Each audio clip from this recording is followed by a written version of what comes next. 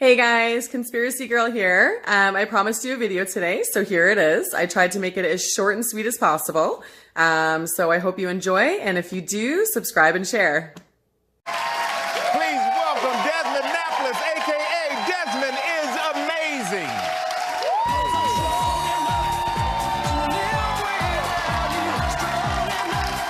Will you look at these people? Catcalling and applauding an 11-year-old boy for dressing like a female runway model? And then he lays down like a sacrificial lamb? Can he be any more sexualized? These people need to have their heads examined. It's been a rough school year. But your friends take after you, right? It's good. I'm glad you have friends. Now we wait.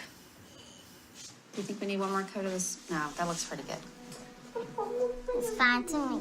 We might could do another coat. Yeah. No, it's fine. It's fine to me. Okay. Other girls get to go to the girls' bathroom, and I don't get to. And I'm a girl, so I should go to the girls' bathroom. My name is Josie, and I'm a girl, and I have a penis. What would you do if your 8-year-old son told you he wanted to be a girl? Right now, in the perfect world, she'd go to sleep with her penis and then wake up with a vagina. What do you want to be when you grow up? A mommy. An increasing number of children are being brought up as the opposite sex. Look at this, coercion at its finest. They sure are doing a lot of convincing for someone who wants to be a girl. That's because she should have been one. Yeah. She is one. Yeah. Huh. You look like a beautiful little girl. The idea of, boy, transitioning to live as a 8 or 9-year-old girl, to some of us carries more risks than benefits. When a child reaches puberty, if in fact the need, the wish, the demand, if you will, to be a girl diminishes, as it does with many children with gender identity disorder, can this child tell everybody, hey, wait, that's enough. This wasn't the right thing to do. Do you think Josie would ever change her mind and want to be a boy again? Absolutely not. So this professor just told us that the majority of gender-confused children grow out of it by the time they reach puberty. So maybe we should be taking them to therapists rather than filling them full of hormone blockers. I thought my sister acted too soon. I thought she jumped into it too soon because as far as I was concerned, as young as she was, I figured it was a phase. Her father he had the opinion that women were less than men. So I thought maybe she thought if she were a boy, she'd be more important in her father's eyes. I guess if you hear that enough, and he always said he wanted a boy, he wanted a boy. So I assume if you're a little girl and you want to please your dad, you're going to be what he wants to be. The human psyche is an interesting place. There's always usually a reason as to why people do what they do, whether it's conscious at the time or not.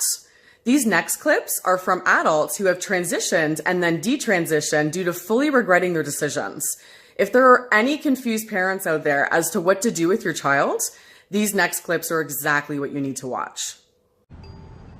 After I went to high school, I went to Ohio State. My sophomore year, I was sexually assaulted. It absolutely contributed to just this feeling that I wanted to take my body off. For a couple months, been thinking about suicide every day and stuff. And I was like, I think that I just got this wrong. This is not a trans thing, this is a trauma thing. I moved back to Cleveland when I decided to detransition. I use the word regret. I regret it. I regret it. It was a waste of my money, it was a waste of my time. It was more time that I didn't do what I needed, which was address my dissociative symptoms. So I regret it. First off, my name is Renee Jacks, and I'm an author. I've written 8 books so far, 3 of them to do with transsexuality. I was born male, grew up in a very conservative Republican family, My father was pretty much absent most of my childhood. He was an alcoholic. My mother was mentally ill. The childhood was so troubled and so traumatic that in retrospect, I was able to look at it and realize that there was no way I was getting out of childhood normal. I was born a male. I started living as a female when I was 19 years old, had a sex change when I was 30 years old. I've now been living as a woman for 28 years, and I fully regret this. Nobody can change genders. It's impossible. It's delusional. It's a mental illness. Hi, my name is Billy Burley.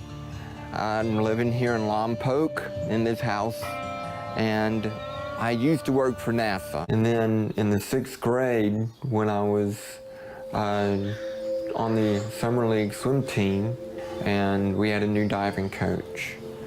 Well, what he would do is, when he had a chance, he would play with me. He would fondle me. And try to get me to have an erection and just continue to play with me. Fact of the matter is that 40% of people who are attempting suicide are people who regret ever changing genders. To go through a gender change, to be that stupid, to believe that you can actually change genders, you got to be pretty ill-equipped to handle the truth. Ill-equipped to handle the truth? What a great description. There you have it, guys. That's a wrap. I hope you enjoyed the video, and stay tuned for my next video next Friday. Cheers.